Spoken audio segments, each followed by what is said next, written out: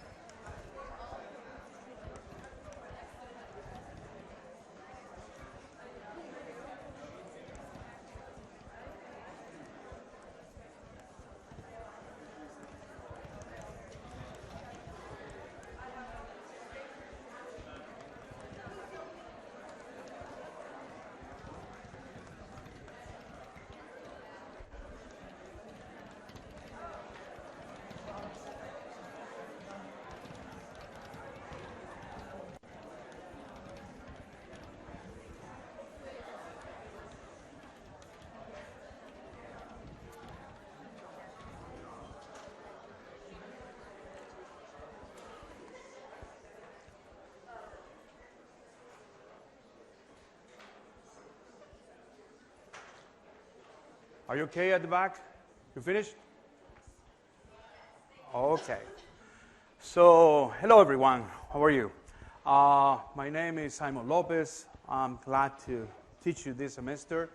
So, before I start with all the details about my syllabus and the first class today, let me introduce you an important person for our class this semester who is going to work with the PQ. She's going to explain that to you. Mrs. Kaylee Todd. She's a PhD student in our department, and she's going to explain to you certain details of the class, okay? Yes. Kaylee. Hi, everyone. My name's Kaylee Todd. I'm, like you said, a fourth-year PhD student here at UF. And for my dissertation project, I study chemistry education, which means I don't study chemicals. I study people and how they learn chemistry. So this semester, all of the general chemistry professors are letting me use your class for my project. So my project is based on the timing of quizzes and how those relate to exam scores. So what that means for you guys is later this week, early next week, you'll be split into two groups. One group will take the proficiency quizzes labeled PQ before the exam as a study tool to see if you are really prepared for the exam. And the other group will take the PQs after the exam as a review of the most recent exam material. And I'm studying this because there could be an effect on your final exam scores depending on when you're reviewing the material, either before or after the exam. So that's next week. And also later this week, possibly early next week, in Canvas you'll see a research module that has all of the information that details everything about the project, how the data is collected, what exactly is collected. And one thing about the data is that I'm not collecting any names, UFIDs, emails, anything that can identify you as a student.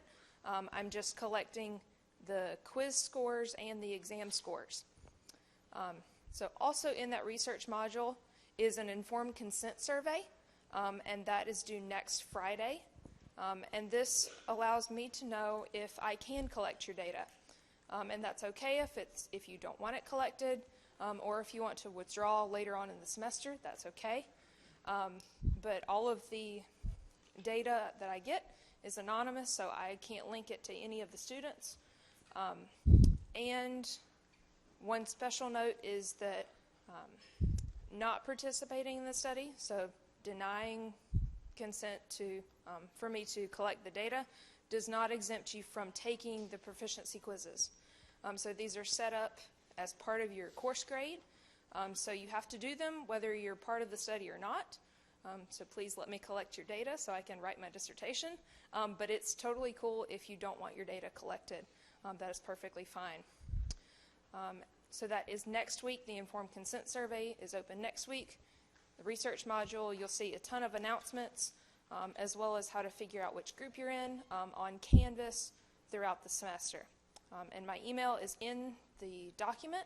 So if you have questions at any point or want to discuss anything, feel free to email me. I'm pretty responsive. And I believe that is all. I believe you need to add the issue with the extensions. Yes. Thank you for reminding me. So the due dates for the quizzes, these quizzes are open for 48 hours, and there are absolutely no extensions on those due dates. Because it is research, I have to abide by a protocol. So if you miss a quiz, I'm sorry, I can't help you. That 0 stays a 0. So please be mindful of due dates and everything, and good luck. Thank you, Kaylee. Thank you.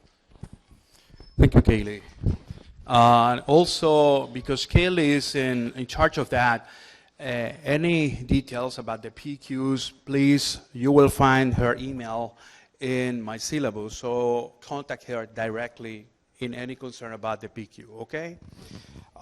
Unfortunately, I don't manage that, so she's in charge of that, and you should contact her, okay? Of course, if you want to copy me, perfect. No problem with that. So who I am, well, as I told you, I'm Dr. Lopez. Perhaps you heard about me. Perhaps good things, perhaps not good things, I don't know. But my hope is that it can be good things for you these semesters.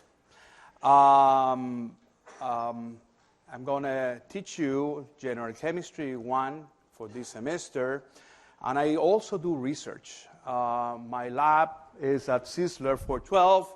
What type of research do? I do organofluorine chemistry, organic synthesis, and medicinal chemistry. This is my specialty. But I also, of course, teach. And I teach both Gen Chem 1, Gen Chem 2, and organic chemistry. So perhaps we'll see you next. Concerning to the syllabus, I will briefly explain to you the schedule of the classes. So here is all my locations. My office is at Lee 312. I will have office hours with you Monday, Wednesday, Friday, 12:45 till 2:45. But in any case, if you need to find me or need to have a special appointment with me, send me an email and we can fix an appointment, okay? For talk about certain details you don't want anyone to know or whatever, you can contact me by email, okay? Feel free to do that, or feel free to go to my lab if you don't find me. When I'm not teaching or in my office hours, I'm in my lab all the time, since 9 a.m. till 6 or 7 p.m. every day. So feel free to go there. There are certain materials that you require. One is something that perhaps you already are enrolled in, Alex. So you should be familiar with that because most of you took it before you start. Be careful about the due dates of Alex. I post that in the web page of the class. Also, you require a top hat in class questions. So perhaps you receive, because I asked them to do it, an email notification with all the information about the subscription, about how to enroll in the top hat in class questions. But I want to give you certain important details that the company won't tell you. First, you just require the enrollment for top hat in class questions, nothing else. So you don't need the book that they will try to sell you. You won't need any other thing apart from just the subscription. If you want to buy the online book they have, it's okay. It's not a bad thing. It's cheaper than buying the other one, but feel free to do it. Remember, you are free to buy any undergrad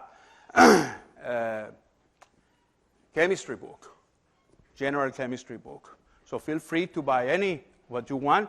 The most popular one for the students is the Silverbird, but you are not forced to buy that. Some others buy the Troll, some others buy some other.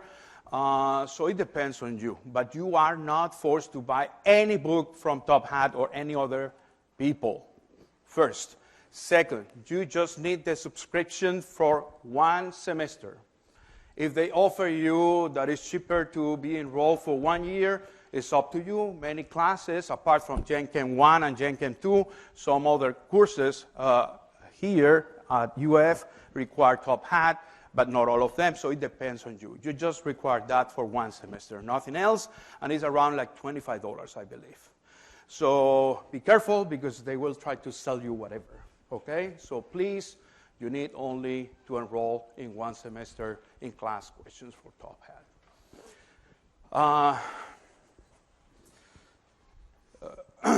What about the grades? So we'll have this semester 3 exams. During the last year, perhaps you have some friends, we did 4 exams, but it was not as good as we thought, and we went back to the 3 exams. So this time we'll have 3 exams, 20% each, and also 2 hours long period. So till last semesters, we used to do 15 questions exams. This semester we'll turn back to 20 questions and 2 hours. Last semester we had 4 exams, 15 questions each, and 1.5 hours. So this semester we went back to 2 hours, 20 questions, and only 3 progress exams. The last exam is 23%, and the last exam is also 2 hours, but we have on the final exam 23 questions. Sometimes, not always, and it depends on your progress, and it depends also on my colleagues. What we decide to do, we add 1 or 2 bonus questions on that final. But I cannot assure that. It depends on the progress, and it depends on the meeting, okay? So don't count with that, but most of the time we give in the final exam 1 or 2 bonus questions. So 24 or 25 out of 23 in that case. We have Alex. Be alert about the due dates. On Alex also, you don't have any extension, so be careful about that. No 1 minute more, so be careful about the due dates for Alex. And for the online homework, I already unlocked 3 homeworks. Due date is next Tuesday about these first chapters for this week. You have the proficiency quizzes, and you have worksheets. The worksheets are just questions for you to practice, to be prepared for the exam, and you will have the worksheets on the discussion sessions, not before. So it means that every Wednesday you have discussion sessions, but this week not. We start next week. So on the second week, this week we don't have any discussions. Discussions will start next week. And so the TA will give you the worksheet to work in different problems. You can share, you can discuss in between. Okay, so feel free to do it. And the TAs will check the list. Just check your attendance. However, you must work, and you just show them your work before you leave. Okay, they won't grade that for you. What they will grade is that you will are there. Finally, we have Top Hat in class questions, which is worth 5%. And for the Top Hat in class questions, I'm going to start with that after the drop hats. So not now, after the drop and add period, I'm going to start with the Top Hat questions, so be enrolled for that moment. You can just use your laptop, you can use a tablet, you can use your smartphone even, so directly you can answer that directly in class for the moment. Here is the grading system. It's exactly the same as the system we used last class. I will do my best to post the grades 1, maximum 2 days after the exam. Here is the Alex. And the content, which is the most important thing now for you, is the following. For the first exam, we have an introduction and review that we'll do this week, chapters 1 and 2. Then I will go for chapter 3 and for aqueous reactions next week. And after that, we have the first exam on January the 28th.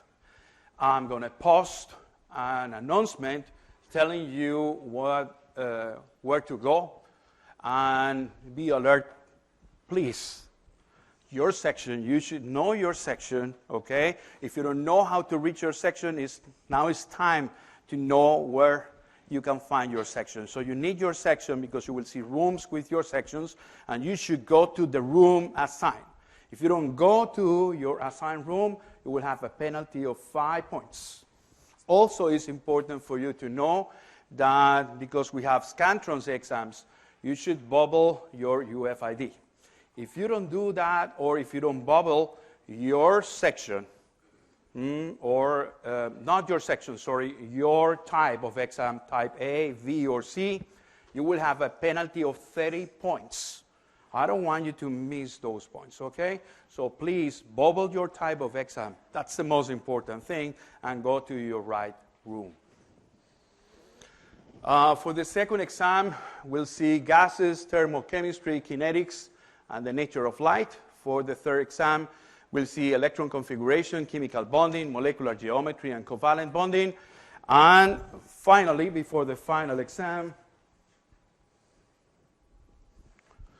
we have 2 topics apart: intermolecular forces, solutions, and a final review. But of course, every exam is cum. Every exam is cum, and of course, we won't do specific questions from the topics we saw before or we examined before, but they will be inside, okay? So the foundations will be inside, so it's cum because chemistry is not far apart. So we put them together. Be alert of that.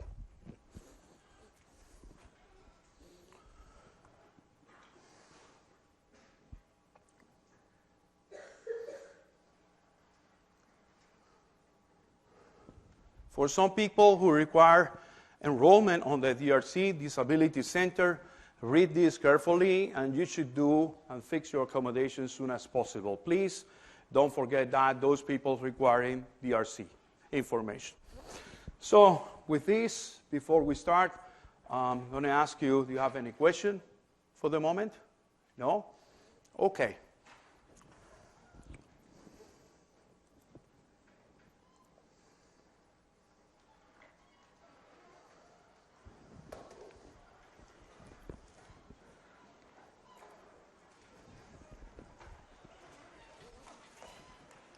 So here's my location, my phone.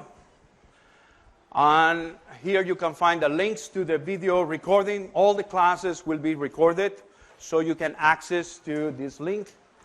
And you can sign with your UFID. So anytime after the class you want to go back and check all the details of the class, you can check it there. And here is how to register. You receive that information, but in any case, the link for our class and the code that you need to use is this. By the way, I already posted everything on Canvas, so you should navigate through the class using the modules. So this lecture is already posted in Canvas. You can find it for the whole classes, Exam 1. A big question many of my students do is, well, how do I succeed in this class? Some of my friends told me that this chemistry class was really hard, and it's not. You need to work, but you need to do it in a good way. So my recommendation is the following. First, I start with this, and I finish with this. Practice the problems. So it means that your succeeding in this class depends on how much you work. And you need to do tons of problems. You need to do what problems? Well, the problems from the homeworks are not enough. So the key to succeed is not only do the homeworks. It's not enough. It's good, it helps you, but it's not enough. So you need to go also on modules and see the end of the chapter problems from the book. So you need to use the book and also do the end of the chapter recommended problems from the book. If you do that, plus some extra problems that you find from some other book, doesn't matter, that helps a lot in order to do well in this class. I will post a practice exam a week before the exam. I do that for the last two exams. I mean, for the last 2 semesters exams, I will post the practice exams 1 week before the exam, not before. I don't want you to be stressed before time. Yes? So the idea is also that you study, that you practice a lot, and then after, you take the practice exam, not before. Attend to the office hours. I know sometimes it's boring. I know sometimes you have problems scheduling, but try to go to the office hours as much as you can. And if you cannot come to my office hours for any reason, or for some of the office hours for any reasons, go for the office hours for the grad students and for the undergrad students. That helps a lot. You need to ask questions. You need to solve doubts. My office is at Lee 312. I'm not that type of professor who wait that you come with tons of questions. If you come with tons of questions, even better. But if you don't have so many questions, and if you don't have any type of questions, I can ask you questions in there. So come anyways, and you will learn a lot in the office hours. Guarantee that. Graduate students, tutors are available. I will show you a list soon with all the schedule for the grad students and for the undergrad students, their links and locations. You need to study hard and often. Study groups are good, but it depends on you. Depends very well on you. Some people prefer to study alone and then meet after they study, but it depends on each one. You need to be devoted and use a lot of time for this class, and you need to do chemistry every day. So my suggestion for most of my students, do at least 6 out of 7 per week. Yeah? Days. Keep your material organized, and I close again with practice, I promise. So the practice is the most important thing. Here, remember, this is a new vocabulary for you. This is new knowledge for most of you, not all of you, but for most of you. So you need to practice a lot. At the end, you will make jokes of yourself and from your friends on how hard you solved those questions at the beginning. Because you will say, well, how I fell on this. It was so easy. But because you need practice. So let's see some details very fast, chapter 1 and 2, in between these two classes. The first is the key to study chemistry, some fundamental definitions, the chemical origins, scientific approach, chemical problem, measurement, scientific study, and finally, the significant figures. So first, what is chemistry? Chemistry is the study of a matter. So everything, all the stuff of the universe that has matter is chemistry concerned. And its properties, and also we study the changes that matters undergoes and the energy which is associated with that. So we'll see all this during this class, and you will continue seeing that in every chemistry class you take, Orgo or Biochem or Gen Chem 2. But what is matter? Well, matter is anything that has mass and volume, and is what we call generally the stuff of the universe, like the books, ourselves, the animals, the plants, everything. And the matter has a certain composition, and we study in chemistry that composition, the types and amounts of simpler substances that makes a simple matter. And finally, we study also the properties, which are the main characteristics of the matter. But we need to make a big difference in between two important types of properties that we study. We study the physical properties, and we study the chemical properties. What is the difference in between the two? The physical properties are shown itself without any interaction with some other matter. Yes? So what is a physical change? For example, the melting point, boiling point, for example. So that is a physical change. So it depends on some factors like pressure, some factors like temperature, but the composition of that substance will not change. What changes is the physical aspect. It will be a solid, it will be a gas, or it will be a liquid, for example. The chemical properties are different because on the chemical properties we study, okay, the behavior of a substance when it interacts with some other. So that means the reactivity and how it reacts with some other and how that reaction will give a chemical change. Usually we obtain a product from that chemical reaction. So we do transformations on the chemical properties. Here we have a couple of examples. Like for example, we have frozen water here. It's a solid state and it melts down. It's a liquid state, so that is a typical physical change, the melting of water. But in this case, we have a chamber, electrochemical chamber, and we make a reaction in between hydrogen gas and oxygen gas in these two. And in that case, we can do the chemical change. Here we see a couple of different chemical and physical properties, like, for example, malleability, which is the easy to shape into sheets in this case, or the ductile. It depends if it is able to transmit just heat. And that is an example of physical property. And a chemical property, like when you have something and it rusts by the air, oxidize, you have a chemical change. So, with respect to the state of a matter, we have three main states. And those three main states are solid, liquid, and gas phase. The three are well differentiated in between. In the solid state, we have a fixed shape and volume, and the particles are close together and very organized in the solid state.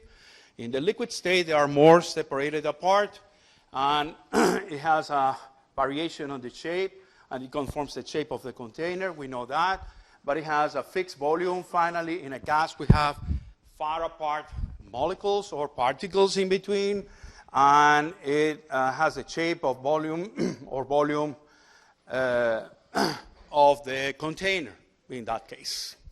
So it has not surface. So here we have an example, the solid, close together, organized, the liquid, close together still, but not so close to each other, and finally totally separated with a high kinetic energy in the gas phase. But what's the relationship in between temp and change of state? So first, let's relate temperature with physical change. So we'll see later that we have two main types of energy. One is the potential energy, and the second is the kinetic energy. And that kinetic energy is related to the movement of the particles, so we can speed up the movement of those particles, increasing the kinetic energy, and as a result, from the increase on the temperature, we'll see an increase of the kinetic energy of the particles inside. So if you have a state like the states we saw before, in this case we saw the solid state, all the particles are well organized, close together, and you increase the temp there, so the kinetic energy starts those movements to be accelerated, and they pass from the solid to the liquid phase. And if you increase even more the temp, then after you can pass to the gas state as a result of the increase of the temp, increase of the kinetic energy, so the molecules are far apart in that case. So usually, a change in state is a physical change, and we know that, and we can produce that just changing the temp. Increasing the temp, or decreasing the temp, so you can pass from the solid to the liquid, to the gas, or go inverse if you reduce the temp. However, in a chemical change, we cannot expect that that reaction is going to be reversed. In the physical change, yes. So if you rise up the temp, you can pass from the solid to the liquid, from the liquid to the gas. But if you decrease the temp, you can go back again in a reverse process. However, in a chemical process, sometimes it's that way, and sometimes it's not that way, because we can have reversible reactions, which are temp dependent, or we can have even irreversible reactions, temp dependent, but you cannot go back to your starting materials just changing the temp. So we'll see different type of those reactions through this class. So to see what you got from this, let's see certain examples. And those examples are the following, okay? So let's answer this question, decide whether each of the following processes is primarily a physical or a chemical change. So frost forms as the temperature drops in a humid winter night. What do you think about that? Is a physical or chemical process change? It's physical. Yes, now let's go for the second. Cornstalk grows from a seed that is watered and fertilized. It's a chemical process, so certain biochemical process transformations occurs on that for the growing. In C, a match ignites to form ash and a mixture of gases. What is that? It's a chemical change. The perspiration evaporates when you relax after jogging. That is a physical change. And finally, we have a silver fork tarnish slowly in air, which is an oxidation reaction, is a chemical change in that case.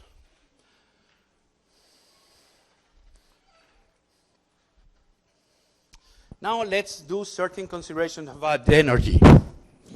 So as I told you before, we have two main types of energy. One is a kinetic energy, and the second one is a potential energy.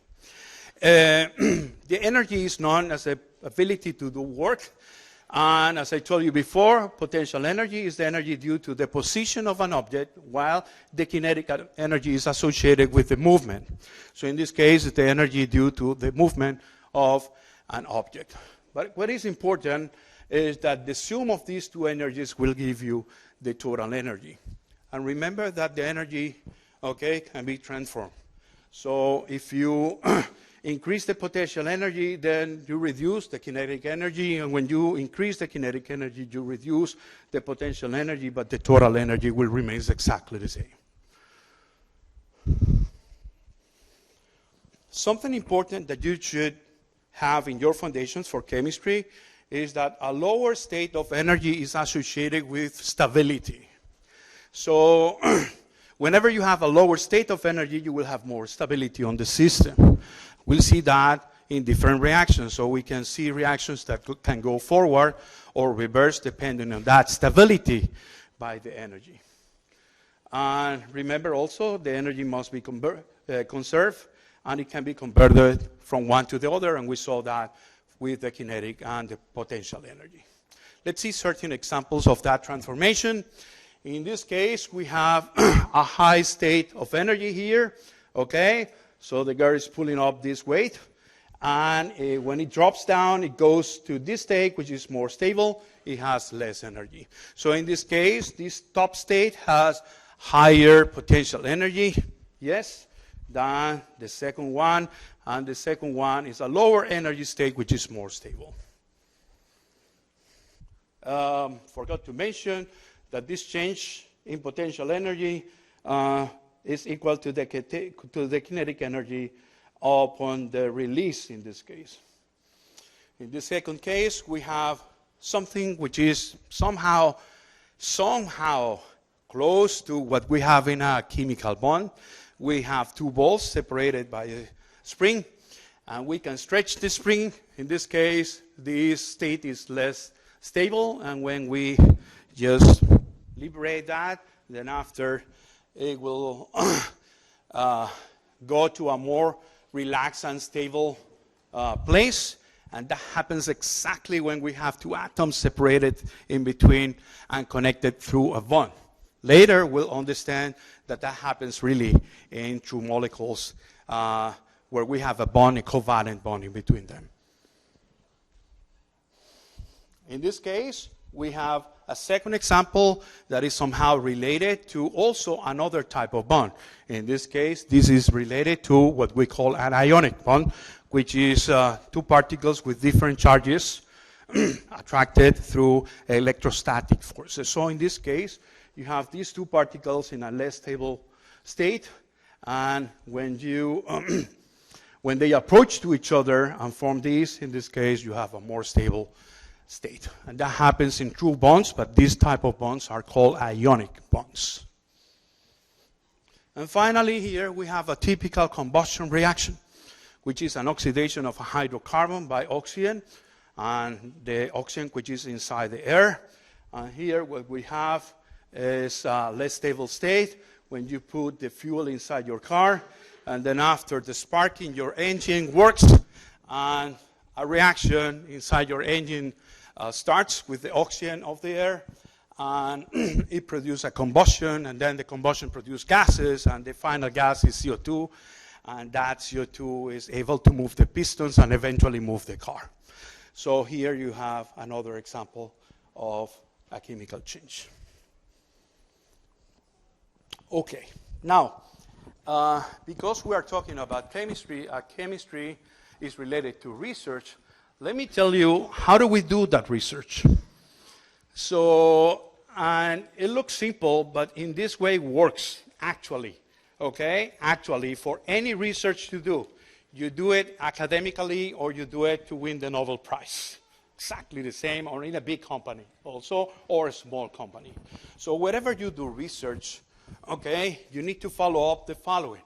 So the scientific approach helps us to understand nature. So the first is, well, you have certain observations. Why the sun rises, for example, or why it shines more in the summer. I don't know, any observation. So whenever you have that observation, then you will say, well, let me do a possible answer to answer that. Yeah, the sun rises because, well, it's nice that it rises on the morning. I don't know, any crazy thing. But you can have a possible answer to answer your observations. That is what we call the hypothesis. Yes? So the hypothesis is a tentative proposal that explains the observations. And, but also you cannot do only hypotheses. If you want to do or perform research, you should find a way on how to see if your hypothesis or possible answer is real. And to do that, you need to test. You need to do certain experiments. So you pass to the experimental part. And in that, you develop procedures to test your hypothesis. And you do measurements of variable at time. You do many of them. And after that, you say, well, I cannot assure that my hypothesis was true. At least was not true at all. So I need to formulate another alternative hypothesis or a totally new one. And once you do that, well, that happens because whatever. So you give an answer, and then you can do the planning for the next experiment. So you modify the conditions and you do certain other experiments. So after you do that and you repeat that several times, it can be years, okay? It can be years in between. Then you can finally find that those correlates very well, and you formulate what we call a model. And that model is just a theory, like the relativity theory. So the theory can be or not unbeatable. Yes, it depends until once or somebody or some group after the years just find that it wasn't true. Yes, it can last forever, or it can last for 100 years, or only 2 years, or 1 year. It depends on. And this is a set of conceptual assumptions that explain the data from accumulated experiments.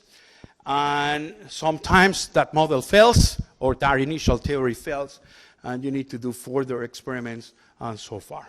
So this is the way we do research. Actually, we do research that way, and it has been done in that way for humanity during the last at least 200 years. Guys, I believe it's enough for today. I'm going to leave the class till now. I will be faster next class So please start doing the homework and come to my office hours tomorrow if you want to, okay? So best wishes for the semester. See you guys.